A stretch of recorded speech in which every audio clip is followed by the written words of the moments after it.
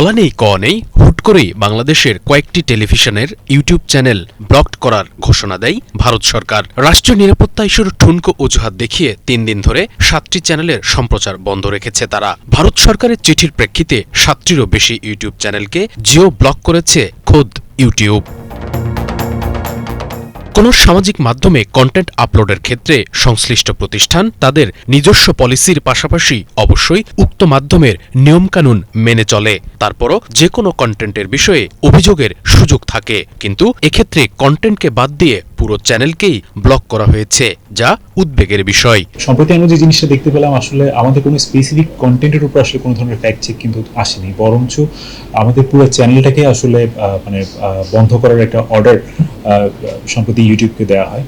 তো এটা আসলে আমাদের জন্য একটা কনসার্ন তৈরি করে, যেটা ফ্রিডম অফ স্পিচের আমরা কথা বলছি, কিংবা হচ্ছে আমরা যে প্রপার ইনফরমেশন ফ্লোর কথাটা বলছি, সেখানে আসলে কতটুকু আমরা আসলে দিতে পারছি, সেটাই আসলে এখন একটা প্রশ্ন তৈরি করছে এখানে। বাংলাদেশের সংবাদ এবং বিনোদন ভিত্তিক চ্যানেলের দর্শক ভারতে বাংলা ভাষাভাষী জনগোষ্ঠী। জিও ব্লকে ভিউয়ার্স কিংবা রেভিনিউ প্রশ্ন ছাপিয়ে আলোচনা, ইউটিউবের মতো মুক্ত স্বাধীনতার জায়গায় কেন এই অযাচিত হস্তক্ষেপ? একটা যেটা হতে পারে যে আমি মনে করি না যে খুব বেশি, কারণ চ্যানেল ভেদে বিশেষ করে বড় বড় চ্যানেলগুলোর ক্ষেত্রে এরকম বাংলাদেশি চ্যানেলগুলোতে ইন্ডিয়ান অডিয়েন্স আছে সর্বোচ্চ 4%।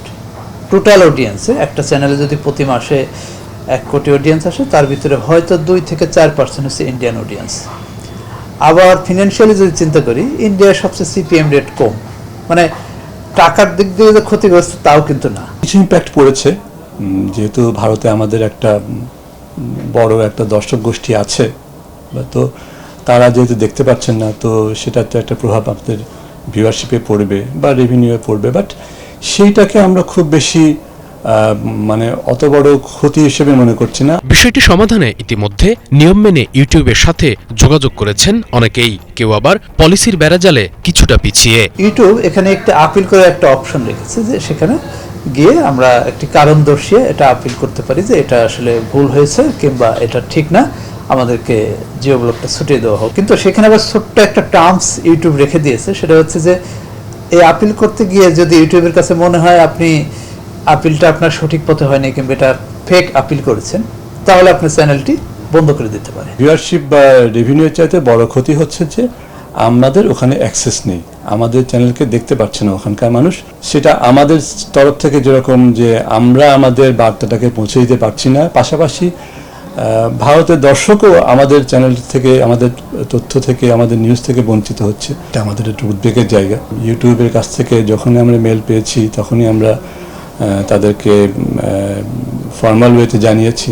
সবশেষ চ্যানেল ব্লকের এই তালিকায় যুক্ত হয়েছে পিনাকি ভট্টাচার্য, কনক সারোয়ার, জুলকারনাইন সায়ের, ডাক্তার জায়েদুর রহমান এবং ইলিয়াস হোসেনের নামও। বিষয়টি গুরুত্বের সাথে বিবেচনা করছে বাংলাদেশও। ডাক, টেলিযোগাযোগ ও তথ্য প্রযুক্তি মন্ত্রণালয়ের দায়িত্বপ্রাপ্ত প্রধান উপদেষ্টার বিশেষ সহকারী ফেসবুক পোস্টে লিখেছেন, এ বিষয়ে বাংলাদেশ সরকার ইউটিউবের কাছে ব্যাখ্যা চাইবে। যদি সুস্পষ্ট ব্যাখ্যা না পাওয়া যায়, তাহলে পাল্টা পদক্ষেপ নেবে সরকার। কারণ আমরা নিজেদের মধ্যে কখনো শুভ ইসলাম, বাংলাভিশন, ঢাকা। কখনো কথা